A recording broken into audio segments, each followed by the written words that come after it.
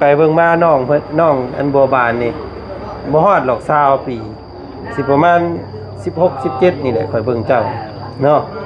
แม่นเอาผัวแต่น้อยเนาะ แต่อายุ12ปีน้อย เจ้าเอาผัวนั่นใดอุ้ยพี่น้องยังหายทุนทวนอยู่นี่เนาะเนาะเฮ้ยอันคนเพิ่นคือหน่อยแท้ยังมาบ่ฮอดยังบ่ครบบ่ นิดหน่อย บ่อันคนนำชาวบ้านอ๋อใส่เสื้องามแท้ โดยเราเว้าเราบ่กล้าใส่คันเอื้อยใส่แล้วเราสินุ่งคือกัน พี่น้องไงเนาะอันว่าจะเอาให้เพิ่นมื้อนั้นบ่เอาอันเชิญดูได้พอเฮ็ดรถเด้อเนาะเอาอันนี้ได้พี่น้องเนาะตอนนี้ก็เพิ่นกำลังทำพิธีเนาะ ชอดงตะไม้ดงตะไม้เฉพาะเลยแล้วเมื่อกินเกาหุ่นปลาเมื่อกินปลาหุ่นตัวกินกล้วยหุ่นมีเมื่ออยู่ควรอยู่เอ้ยมื้อนี้ละมื้อฉันวันนี้ละวันงามเมื่ออยู่ควรนาควรเท้าเมื่ออยู่ควรอยู่มื้อนี้ละมื้อฉันอันน้ำตาลน้ำตาลเมื่ออยู่ควรอยู่ชาหลายเดี๋ยว ใครจะทีนี้เป็นเงินหมดเลย เจียวมา เยอะเด้อ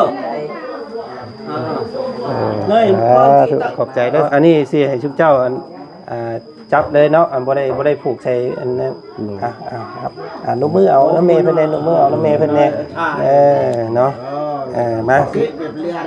ผูกแขนก่อนเนาะจับไอ้รถตัวนี้เนาะจับไอ้รถเงินน่ะจับไอ้รถเอามือมาเนาะมาอันนี้เอาไว้ให้พ่อซื้ออยู่ซื้อกินเด้อไว้น้ำถุงน้ำไทยเจ้าเนาะนี่แหละนี่แหละเป็นอันญาติทั้งเมียอันนี้เนาะเป็นผู้เป็นพ่อเฒ่าเป็นเนาะเป็นพ่อเฒ่าทั้งตะโลเพิ่นเนาะมาร่วมยินดีครับอันนี้ครับลูกว่าซั่นซะก็ให้อยู่ดีมีแห้งเด้อพ่อเด้อเนาะให้มันให้ยืนเนาะอยู่เป็นโฮมโพโฮมไซให้ลูกให้เต้าแบบนี้ตลอดไปเด้อเนาะเอาเก็บไปกันนี่แหละพี่น้องเอ้ยเนาะนี่เด้อผู้เพิ่นเนาะผู้ที่ซอยเจ้าเบิ่งหน้าเบิ่งตาเพิ่นไว้เนาะพี่น้องเอา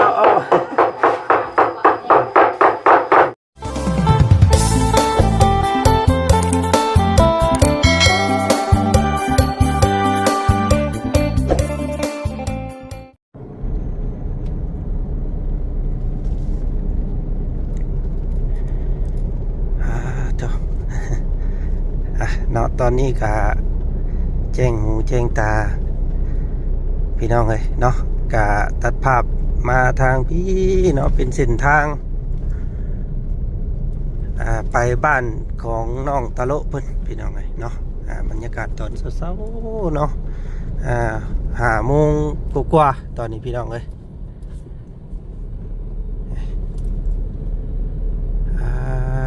เนาะกำลังมุ่งหน้าไปเฮือนตะโลเด้อพี่น้องเลยเนาะตอนนี้กำลังสิเดินทางไปขึ้นเฮือนใหม่เนาะของน้องตะโลน้องบัวบานพี่น้องเป็นมื้อสันวันดีมื้อนี้เนาะเศร้าตรู่เลยพี่น้องเลยนี่โจ เนาะไปพี่น้องเลยไปเบิ่งแขกคนเพิ่นสิมาหน่อยมาหลายซำใดเนาะจากเพิ่นสิเฮ็ดกันเนี่ยใดแล้วว่าซั่นซะเนาะการขึ้นเฮือนของน้องตะโลขอบพระคุณบัดสุขสุคนพี่น้องเอ้ยเนาะที่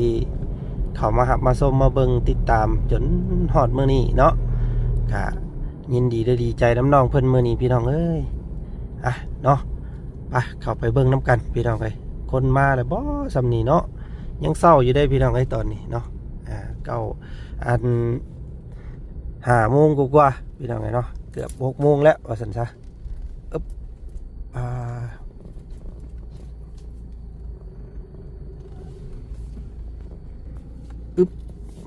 โอ้ใส่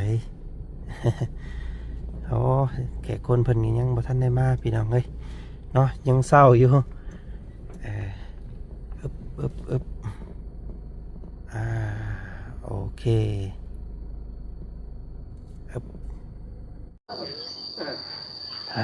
เจ้าเนาะพี่น้องเอ้ยมาก่อนขู่ก่อนคนมื้อนี้เนาะทางบ่จันก็ตัดภาพบรรยากาศมาพี่น้องเอ้ยเนาะก็แขกคนเพิ่นก็มาบางส่วนเนาะพี่น้องเนาะอาจจะข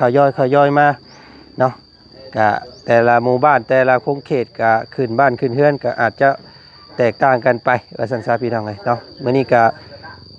ผู้คนคือบ่ค่อยมีปานใดพี่น้องเอ้ยเนาะโจ เนาะก่อนอื่นเด้อพี่น้องเด้อกับทักทายสบายดีเนาะสบายดีพ่อแม่พี่น้องหมู่เพื่อนกันหมดสุขสุขคนเจอกันกับบ่าวจันเนาะกับบรรยากาศตอนเช้าๆมื้อนี้พี่น้องเอ้ยมื้อนี้ก็เนาะเป็นมื้อสันบันดีพี่น้องเอ้ยเนาะมื้อที่หลายคู่หลายคนคลองคอยเนาะทางตะโลเพิ่นก็คลองคอยเนาะที่จะได้มารับมานอนอยู่บ้านใหม่ใส่หญ้างามโอ้ยพี่น้องเอ้ยเนาะเนาะก็สำหรับผลสำเร็จที่เกิดขึ้นเป็นรูปธรรมในครั้งนี้เนาะพี่น้องเนาะก็ต้องยกความดีความชอบให้ทางผู้แลแม่เนาะทางแม่ใจบุญแม่ใจดีจากฝั่งไทยพี่น้องเอ้ยเนาะเพิ่นอยู่ทางประเทศสวิตเซอร์แลนด์เนาะก็มอบหมายทางบ่าวจันทร์ดำเนินหรือว่าเป็นสะพานบุญเนาะก็มื้อนี้โอ้พี่น้องเอ้ยเนาะก็เอาเนาะมาเบิ่งบรรยากาศอันเรียบง่ายการขึ้นบ้านขึ้นเฮือนว่าพี่น้องเอ้ยเนาะก็เครื่องอยู่ของกินว่าจันมอบให้เบิดแล้วแต่เมื่อวานเนาะก็รุ่นเบิ่งแขกคนเพิ่นมาสิหน่อยสิหลายซำใดพี่น้องสิเพียงสิพอบ่เนาะการอยู่การกินก็เฮ็ดซ้ำเฮามีว่าซั่นซะแม่เพิ่นว่าเนาะพี่น้องเนาะก็ต้องขอบพระคุณเด้อเนาะทางแม่ใจบุญพี่น้องเอ้ยเนาะก็ขอให้แม่จงอยู่ดีมีแรงจงมีแต่ความสุขความเจริญเด้อเนาะทานเข้าให้ได้เป็นพญาทานป่าได้เป็นพระเจ้าเนาะพี่น้องเนาะทานเฮือนทานซานก็ได้ห่มได้เย็นให้อยู่เย็นเป็นสุขเนาะสุขกายสบายใจได้ไหมเด้อเนาะสาธุพี่น้องเลยเนาะเอามื้อนี้เดี๋ยวพากันขึ้นไปพูดแล้วพี่น้องเลยเนาะเบิ่งบรรยากาศพาเข้าพาขวัญเนาะการผูกแขนขึ้นบ้านใหม่พี่น้องเลยเนาะก็ทีมงานเฮาก็นี่แหละพี่น้องเลยเนาะเห็นแต่ บ่าวบุญ2คนนี่พี่น้องเลยมื้อนี้เนาะมากัน2เคยมื้อนี้พี่น้องเอ้ยทางบ่าวเคยลาเพิ่นยังตื่นบ่ทันตามเบิ่ง ไปหาโมงครึ่งพี่น้องครับโอ้ยเว้าตามตรงเลยบ่จันบ่ได้นอนเลยพี่น้องเอ้ยนอนรับลงไปก็คะนิ่งยันตื่นบ่ทันเนาะยันบ่ทงบ่ทันมาแล้วก็นี่แหละพี่น้องเอ้ยเนาะคือสมอยสมิงเนาะบ่คือทางเฮาเด้อนี่พี่น้องเอ้ยเบิ่งคนบอกคนบ่หลายบ่เดี๋ยวเรียบง่ายเนาะน้องเพิ่นบอกว่าส่วนหลายนะหมู่ผากเงินมาซื่อๆเพราะว่าไปเวียกไปงานเบิดว่าซั่นก็อาจจะยังเศร้าอยู่หรือว่ายังได้พี่น้องเอ้ยเนาะเอาโดยเนาะเฮาก็คือสิแม่นคนใต้เนาะคนปากซี่ผู้คนปากซี่ได้แล้วนะกาแฟคือสิหลายเนาะเราจัดมาแต่เขื่อนเรียบเขาเขื่อนเป็นเสียเป็นงั้นก็คือโอ้ผู้พี่น้องเนาะเอามาทักมาทายทางทีมสร้างเพิ่นก่อนสบายดีพ่อสร้างสบายดีโธ่เนาะพี่น้องเนาะคือแต่งตัวเนียบแท้ให้กว่าสิไปห้องเพลงอันนี้เนาะเคยแนวนั้นเคยไปร้องเพลงร้องหยังก็แต่งไว้โอ้ได้เงินก็มีแต่ซื้อเครื่องนุ่งให้ตัวเองดูดีเนาะดูดีเงินบ่มีในถุงกะยามันต้องช่วยไปก่อนคือไทยเข้ามาคือได้นี่พ่อสร้างเราเว้านี่พี่น้องไงเนาะสิถึกสิแพงต้องแต่งตัวไว้ก่อนเนาะเพราะว่าเขาเนี่ยมันขาดแต่ว่าเงินเขาบ่ฮู้ว่าเฮานี่ก็ได้เอาไปเอาราศีไว้ก่อนเนาะราศีไปก่อนเป็นคนแต่งมื้อนี้พี่น้องไงเนาะอันนี้ทีมพ่อสร้างเพิ่นอันนี้พี่น้องไงเนาะให้กว่าสิไปขึ้นคอนเสิร์ตเนี่ยจนหายพุ่นเด้อใช้มาครบหรือบ่พ่อสร้างเฮา ยังผู้หนึงโทษใส่อยู่เพิ่นก็ออกเนี่ยในเราก็บ่สบายอัน โอ้ นี้ เจ็บคอ เดียวดังบ่ได้ อันเดี๋ยวนี้ไดมันเฮ็ดเวียกหนักโพด ก็บ่ฮู้เดียวไปจังซี่คันหัวเพิ่นก็ไม่ไปเบิดโต แบบอันเส้น อยู่ว่านี่ เก่ง มาเอายาน้ำข่อยไปหีดไปหยังอยู่ก็หลายเทื่อแต่ว่าเช้าก็บ่ปานใดดอก ต้องกินยาระคายเส้นเอาพี่น้องเอ้ยเนาะ ตอนนี้เราก็ซื้อมาให้อยู่ เอาผู้เลี้ยขึ้นทั้งเฮือนผู้เลี้ยพอสร้างเด้อเอาคนมา คักเด้ บัดเราจัดบ่ขอเจ็บคักเด้ เนี่ยน้องเพิ่นจัดให้มันเพียงกันเลยงามเนาะ ตะมือ พี่น้องเอ้ยก็พอดีตะเหมาะเนาะเฮือนเนาะเอาไปทักทายเบิ่งทางตะลุมตะล่างเพิ่นก่อนเนาะพี่น้องชายตะโลเพิ่นทางนี้กำลังสิคั่วปลาพี่น้องเอ้ยเนาะอันนี้ทางอันอ้ายหันข้าเพิ่นสบายดีเด้ออ้ายเด้อสบายดีบ่เอ้ยมาเฮ็ดกินซอยเนาะนึกว่าสาวทางใดอันนี้พี่น้องเอ้ยโอ้เกือบบ่จื้อโอ้ยแม่นน้องกันบัวบานอยู่บ่อันนี้เนาะใส่เสื้อบ่จันได้ก็เปียผมโอ้ยพี่น้องเอ้ยเนาะ ยังน้อยอยู่เด้พี่น้องเอ้ยเบิ่งไปเบิ่งมาน้องเพิ่นน้องอันบัวบานนี่บ่ฮอดหรอก20ปีสิประมาณ16 17นี่แหละข่อยเบิ่งเจ้าเนาะแม่นเอาผัวแต่น้อยเนาะ แต่อายุ12ปีน้อย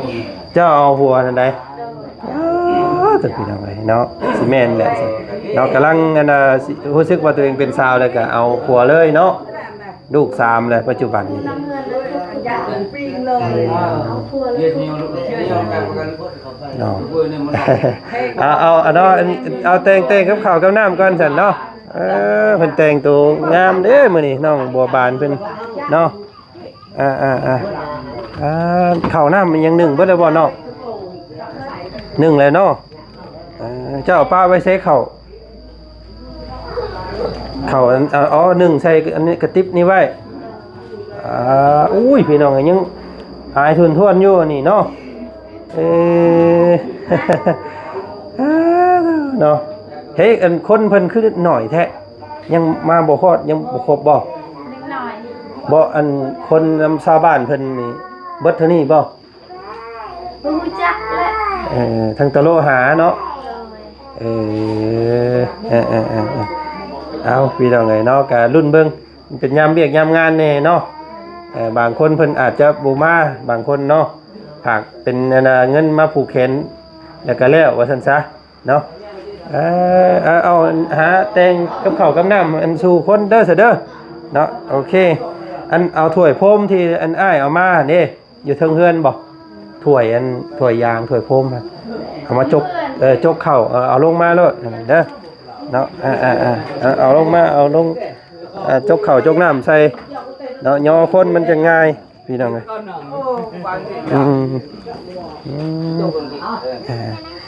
พี่น้องเอ้ยเพิ่นว่าถ้าแขกคนเพิ่นมาบาทเดียวจังพากันเพิ่นเอิ้นซาบาทเดียวเนาะซาแล้วผูกต่อแขนบาทเดียวเลยตอนนี้เพิ่นยังคองคอยคนอยู่ว่าซั่นได้ยินแต่เสียงนั่งเต็มแล้วเฮือนบาทนี่พี่น้องเอ้ยเนาะ มันก็เฮ็ดให้เปลี่ยนไปหลายเนาะ เป็นที่ใดเจ้าอ่ะ เพราะว่าทางเพื่อนของเพื่อนก็เปลี่ยนไปหลายพี่น้องน้องกับบ้านก็เที่ยงไซส์ขึ้นคุณบาตะโลกก็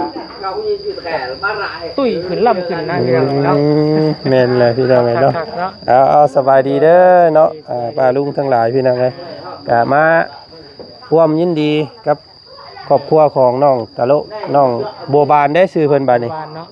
เพิ่นเปลี่ยนชื่อให้ใหม่แล้วน้องกระบาลนั่นมันกระบาล มันกะคนเนาะ มันแบบกระบาลแบบ ดอกบัวบานเนาะ อันนี้น้องบัวบานเพิ่นว่าเนาะเห็นทางแม่เพิ่นตั้งให้เนาะให้ชื่อน้องบัวบานมันจังงามแน่ว่าซั่นสำเร็จเรียบร้อยพี่น้องเอ้ยสำหรับเรือนชานบ้านซองเนาะก็เป็นประมาณกลางนะพี่น้องเอ้ยเนาะสิว่า เฮ็ดยิ่งใหญ่กับบ่แม่นเนาะเฮ็ดพอดีอยู่แต่นี่ก็โอ้ ถลัดดีเนาะ แม่น เพราะว่าเหมาะกับสวนกล้วยเลยเด้ จะค่ายบ้านสวนเนาะ ว่านี่นะ มีห้องน้ำติดโตแล้วก็ห้องอันนั้นเฮ็ดห้องครัวแต่ว่าเราสิเอาเป็นห้องนอน มันอันนั้นโพด มันดูดีแล้วก็บรรยากาศดังไฟ แม่นเราว่าโอ้กับจูไผใช่นี่ก็เสียดายได้แล้วว่าเนาะเฮ็ดสูตรเดียวกันครับน้องสอนนะน้องสอนก็เฮ็ดให้งามแล้วเอาไว้นอนเฉยเราเฮ็ดพี่น้องแบบเดียวกันอันนั้นก็ได้แต่ฮ้อนแต่เช้าแท้มื้อนี้เนาะอันนี้เช้าๆเลยนะว่าจันมากับบ่าวบุญมื้อนี้พี่น้องเช้าตู่ๆเนาะเอาเดี๋ยวรอ แล้วก็นอนเนาะ แขกคนเพิ่นมาจังหน่อยก่อนจังขึ้นเบิ่งบรรยากาศทั้งเทิงน้ำกันพี่น้องเอ้ยผู้ทางเจ้าของเพิ่น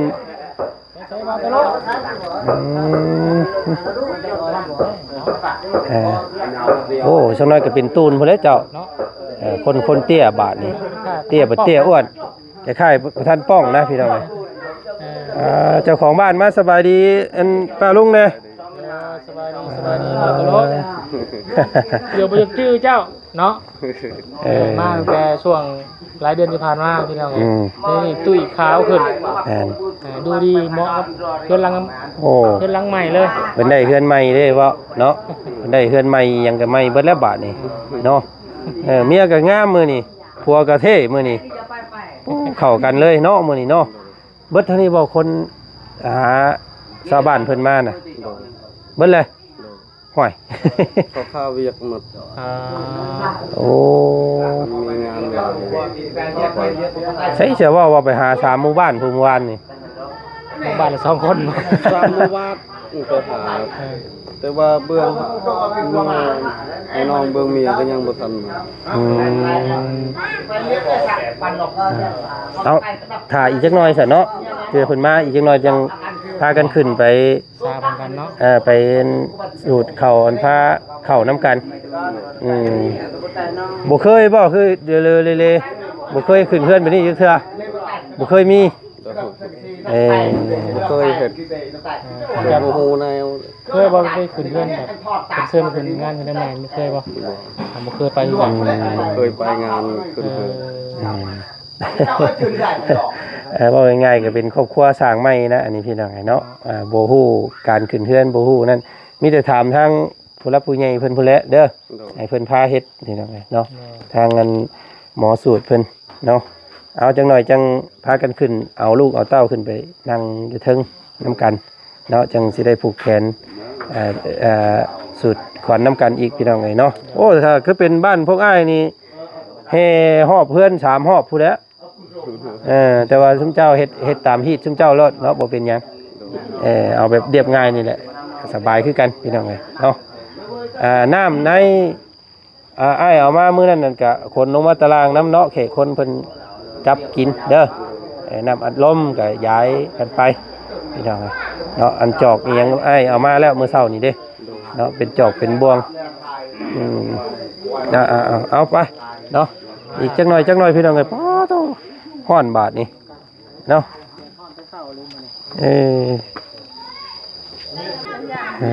พี่ทางเอ้ยปันเพิ่นพี่น้องเอ้ยทางนี้เนาะโอ้สบายดีใส่เสื้องามแท้โดยเราบ่กล้าใส่คันเอื้อยใส่แล้วเราสินุ่งคือกันพี่น้องเอ้ยเนาะอันว่าจันเอาให้เพิ่นมื้อนั้นบ่ได้โอกาสได้เสื้อเจ้าโอ้พี่น้องเอ้ยเนาะเอากะอันซุมเจ้าก็ขึ้นน้ำเทิงเฮือนน้ำเพิ่นก็ได้บ่ได้คือกันเนาะยันว่าคนอันนั้นยันบ่ผิดอันนั้นบ่ได้ผิดเนาะอันนั้นคันเขาผู้แขนและเฮาลงเฮาบ่เบิ่งแต่ว่าขึ้นไปร่วมนี่ได้อยู่เนาะร่วมได้เฮ็ดแบบเวียกเราใส่นั่นใส่ล้างถ้วยเฮ็ดอยู่เฮ็ดกินได้บ่คันเขาผู้แขนและเฮาลงเฮาเบิ่งเนาะแม่นแล้วพี่น้องเอ้ยก็เฮ็ดซ้ำที่เจ้าซอยเพิ่นได้หั่นแหละเนาะมาร่วมน้ำกันซะไปเข้าห่มก่อนเนาะฮ้อนซ้ำมื้อนี้โอ้ยพี่น้องเอ้ยเนาะทางตะโลเพิ่นเอาอันแบ่งเสื้อให้เนาะอัน เอ้ยปันเพิ่นใส่น้ำพี่น้องเนาะโอ้ยหม่องนั่งบัดมีแต่จุ่มเดียวนั่น3บาทนี่เฮ็ดจังไดเนาะเอาอันยังบ่ครบบ่ยังอีกจักหน่อยบ่ให้คนเพิ่นมาอีกจักหน่อยเต็มเลยทั้งเฮือนหั่นพี่น้องเอ้ยเนาะมีแต่บัดเพิ่นเอิ้นจังได๋เจ้าขึ้นไปนั่งพาเข้าเด้อ2ผู้เมียเนาะพี่น้องเนาะแต่คนเพิ่นก็ทั้งตารางเต็มเลยพี่น้องเนาะโอ้เพิ่นเด้อเนาะเอาสบายดีเด้อทั้งเทิงเด้อเต็มเบ่แล้วพี่น้องไอ้ทั้งนี้เนาะพอดีแดดส่องตาเพราะว่าช่วงตอนเช้าแน่เนาะพอดีแดดส่องพอดีเลยอันนี้พี่น้องเอ้ยเต็มเนาะมาขึ้นมาอันบ่บุญขึ้นมาให้ทางเจ้าของเฮือนเพิ่นเด้อเนาะยับออกมาพี่เนาะพี่น้องเลยเนาะ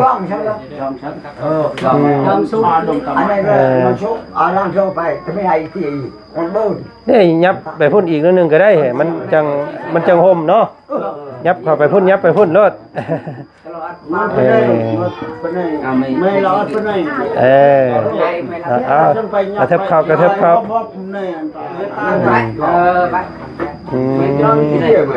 ที่อยู่ในยาบาลกันเอาที่แจกเลยนี่พี่น้องเนาะมีเหล่าไห้ไก่โตนี่ถ้าเข้ากันแบบเรียบง่ายแต่สุดยับไปยับเข้ายับเข้าเอาไปเลยอยู่ในตาเจียนว่ะ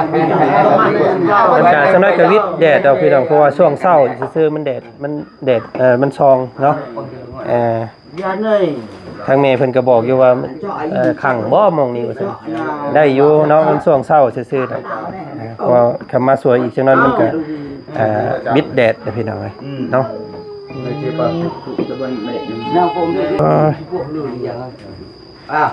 เปลี่ยนกิจการนิดนึงอันแรกตะการการมวยจังการมวยก็ได้การดีแล้วเนี่ย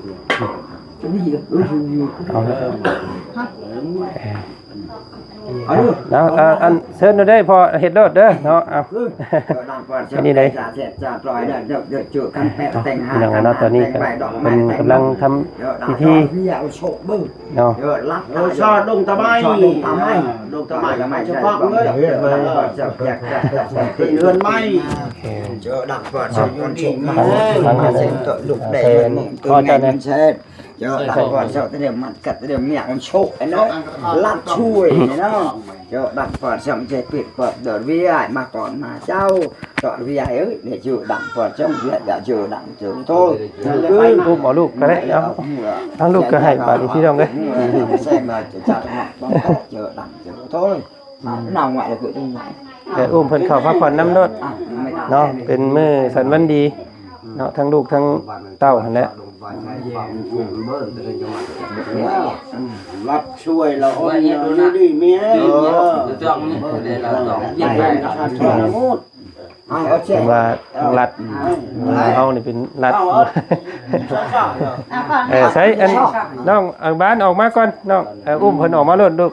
เนาะมาซาน้ำกันมาไปเลยđậu rồi phải đấy ăn câu cái là sọ đó phải đấy nhậu ba rồi đấy đây mà đây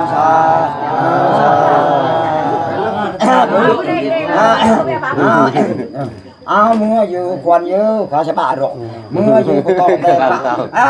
sẽ bạ rồi làm tàu tôi sẽ phạ dằn cầm tê phạ keo tóc tên leo mưa kiên câu hôm pa hôm tuổi kiên quay hôm mi mưa dù còn như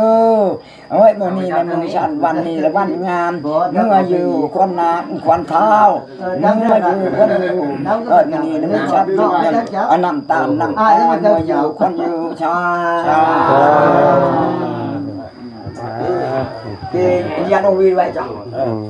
thế mày chọn cái gì này chọn vợ bùi เป็นภาษาเพิ่นที่น้องเฮาบ่ฮู้ดอกเนาะแต่เพิ่นเว้าหยังเนาะสาธุก็เป็นพูดเฮาเป็นว่ายินดีเด้อมันเป็นภาษาเรียนตัวสาธุ ให้เจาะประนี่ เอาขั้นตอนต่อไปเพิ่นก็สิได้ผูกแขนบัดนี้พี่น้องเอ้ยเนาะให้ เอ้าเจาะอีเจาะรัดตาโยนรัดชมเชิดในลูกนี่ย้อนบักเจาะอีกก่อนเราให้ทางผู้ใหญ่เพิ่นผูกก่อน เดี๋ยวว่าให้เจาะประกี่เราคือละ เจาะให้ลูก เพิ่นผูกให้น้องๆเพิ่นก่อน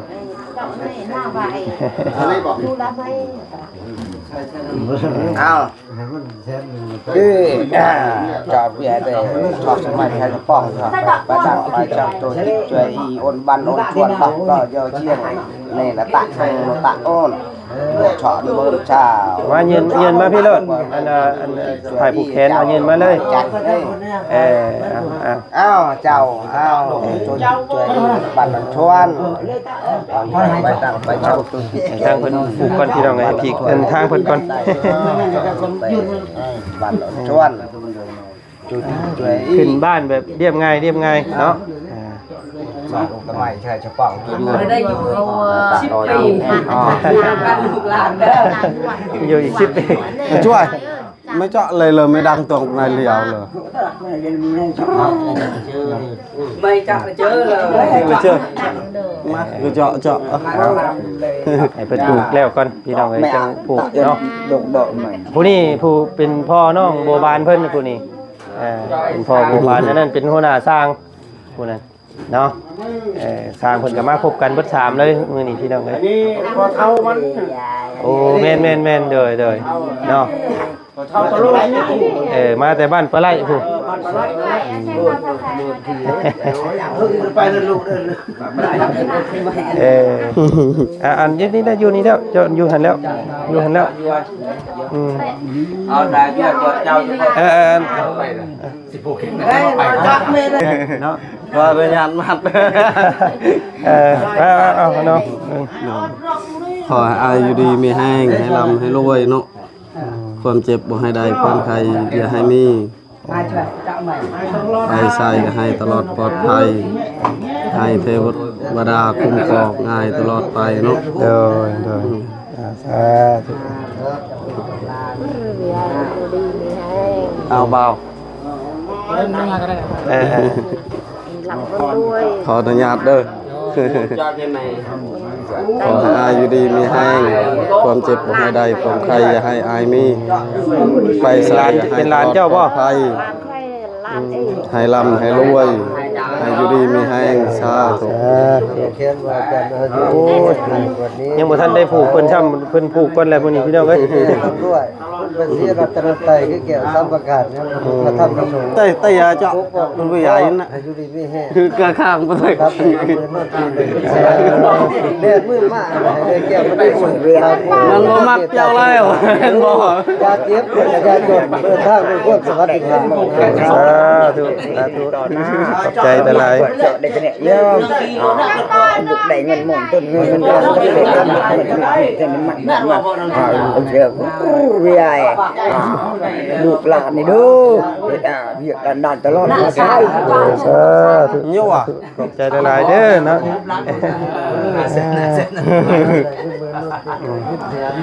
เพิ่นผูกก่อนพี่น้องเนาะ ให้เจาะซากเนี่ยให้ ผูกก่อนอันเนาะ เยอะเด้อสร้างในเลยใช่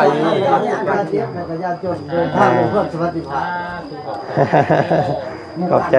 ทีมงานกับมาพบได้หลายคนอยู่พี่น้องไอ้เนาะเพิ่นยังไปทางอื่นทางไกลแน่ ไล่ชอดุมประมาณนี้มีแห้ง มาทางตะลุยับมาพี่อีกโอเคเนาะพี่น้องเนาะกับขั้นตอนนิดนึงเด้อเนาะพอดีมีทั้งแม่เพิ่นผู้ที่เฮ็ดเฮือนให้น้องเพิ่นนี่แหละเนาะเพิ่นฝากมาผูกแขนทางตะลุกับเมียเนาะเป็นจำนวนเงิน1 ล้านกีบพี่น้องไอ้เนาะก็เป็นผูกแขนให้เนาะอันนี้สิให้ชุบเจ้าจับเลยเนาะบ่ได้ผูกใส่อันนั้นครับนกมือเอาน้ำเมย์เพิ่นแน่นกมือเอาน้ำเมย์เพิ่นแน่เนาะมาสิผูกแขนก่อนเนาะจับไอ้รถตัวนี้เนาะจับไอ้รถเงินน่ะจับไอ้รถเอามือมาเนาะมานี่เด้อเนาะมือสั่นบัดดีมื้อนี้เอาจับเอาผัวเด้ จับไป Anak ko bate mana? Kiao pun sa. หักลูกหักเมียเด้อเนาะให้เป็นผู้เป็นคนบัดนี้พี่น้องเนาะก็อยู่ให้เจริญรุ่งเรืองเนาะรักษาเรือนซ่านมีเพิ่นเอาให้เด้อเนาะนี่แหละพี่น้องเนาะผูกแขนอันนี้ก็เก็บไปเด้อเงินเด้อนะน้องบ่บาน Ate le kom bara te ta. จับเอาเมียจับเอาเนาะน้องบ่บานเอ้ยเนาะดีใจนำเด้อมื้อนี้เนาะได้เรือนงามได้ขึ้นเรือนใหม่ใส่หญ้างามมื้อนี้ก็ได้เนาะก็มันยืนมันยืนเนาะ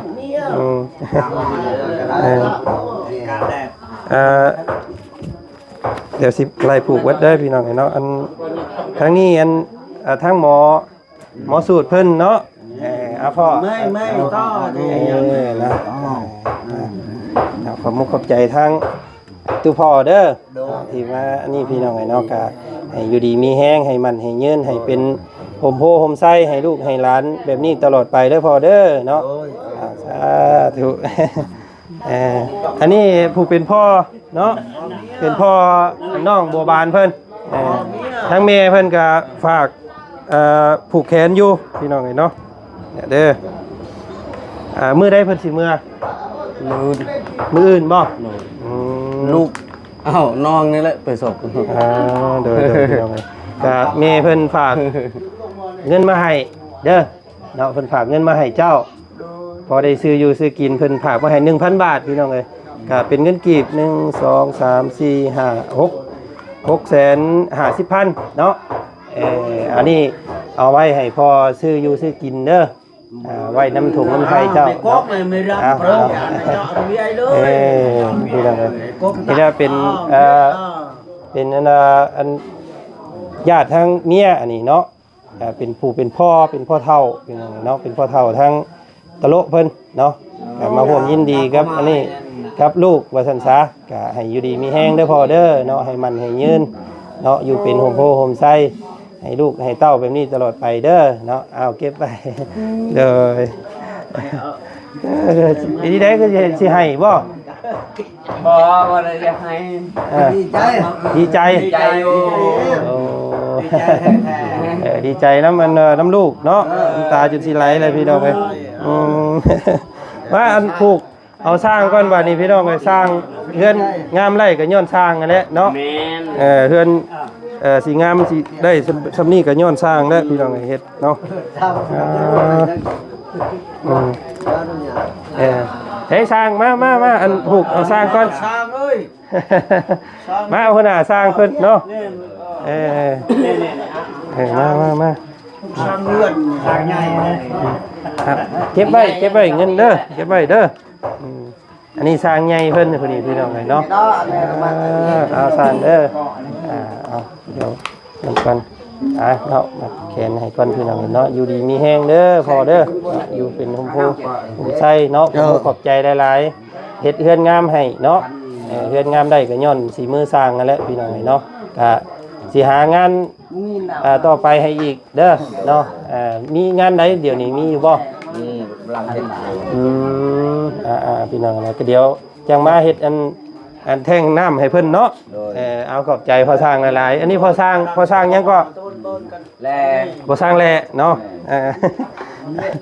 อันนี้ทีมงานเพิ่นพี่น้องเนาะก็ขอบใจเด้ออ้ายเด้อเนาะอยู่ดีมีแฮงก็ขอขอบใจหลายๆเนาะก็สิได้ร่วมงานกันอีกเนาะนี่เป็นหลังแรกแห้งมานพี่น้องเนาะก็ขอขอบใจหลายๆเนาะใช้อันเอาถ่ายมาอีกเด้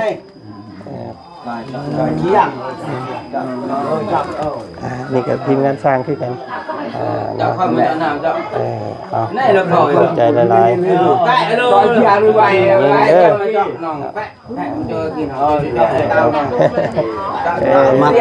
มัดสร้างดีใจพวกเราอยู่ดีไม่แห้งความเจ็บบ่ให้สร้างได้เนาะความไทยบ่ให้สร้างมีให้อยู่ดีไม่แห้งให้ร่ำให้รวย ระบาดนายพี่ ถือว่าเรียบร้อยได้สุดเนาะ ชุดเราก็บอก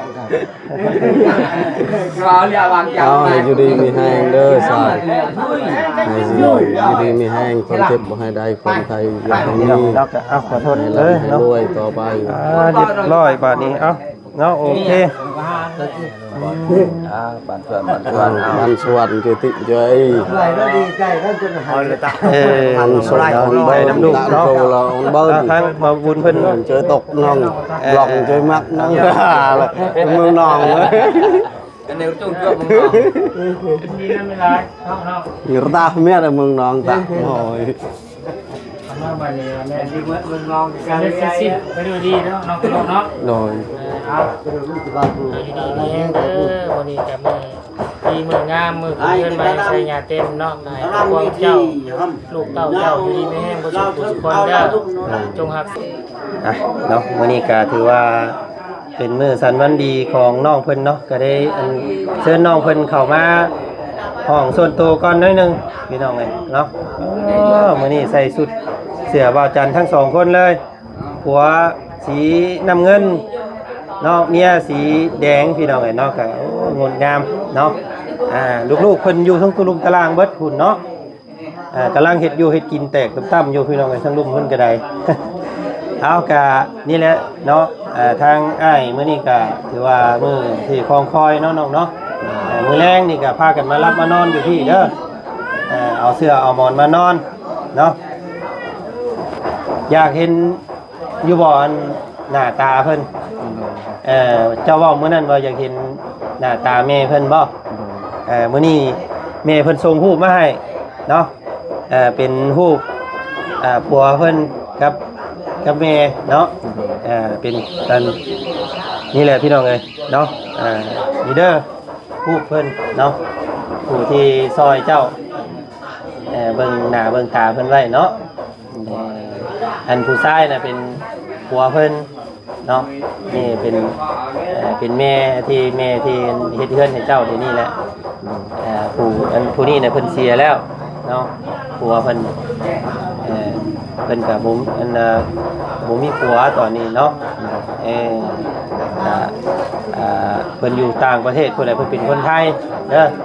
เนาะนี่แหละเป็นแม่ที่เฮ็ดเฮือนให้เจ้านี่แหละพี่น้องเนาะ เอาก็มีแต่อยากฝากเนาะทั้งน้องบัวบานทั้งน้องตะโลเด้อเนาะขอมุกขอบใจทางแม่เพิ่นแน่เนาะเฮ็ดเฮือนเฮ็ดชานให้แล้วก็ซื้อเครื่องอยู่ของกินขึ้นเฮือนให้นี่แหละเฮ็ดให้สุเจ้ามีมื้อนี้ได้ก็ย้อนสองท่านนี่เด้อนี่แหละฮู้เพิ่นเป็นจังไดเนาะให้น้องเพิ่นเบิ่งหน้าเบิ่งตาเพิ่นไว้ก่อนเนาะเอาแม่เพิ่นก็ยังสิซอยเดือแนวอื่นอีกอยู่ก็รุ่นเบิ่งว่าสิมีอีหยังแน่อีกเนาะมีแต่น้องบานเนาะขอบใจแม่เจ้าแน่เนาะพากันนุ่มมือขึ้นเด้อเนาะเอาพี่น้อง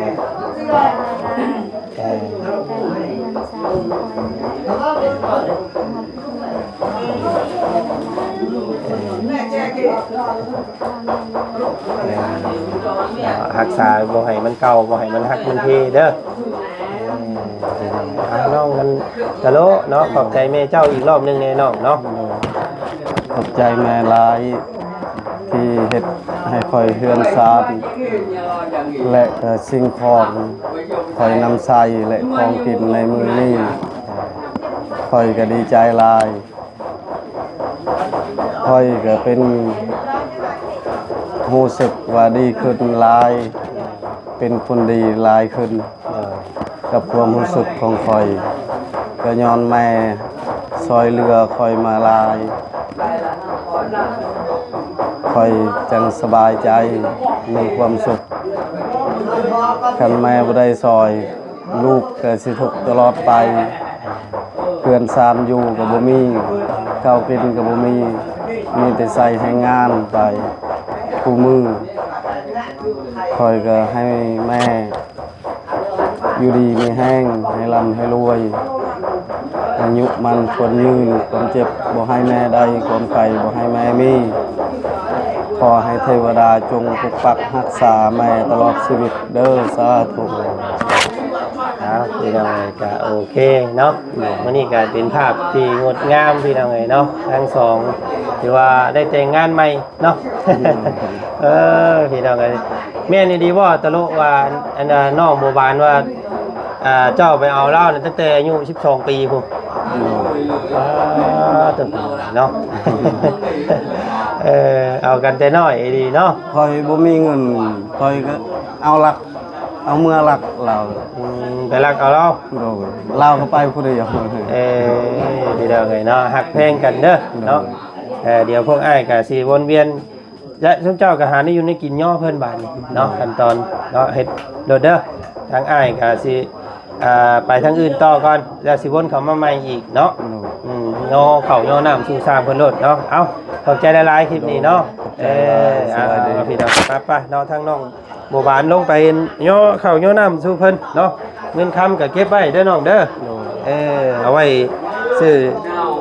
ในยามจำเป็นนะพี่น้องเนาะไปเนาะยงไปเอาน้ำลงไปเนาะย่อคนเสียงผู้พี่น้องเสียงพักแตกปลื้มตุ้มตั้มอยู่ทางนั้นเนาะ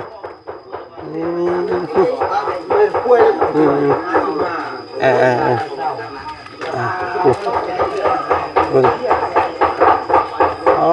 ทุก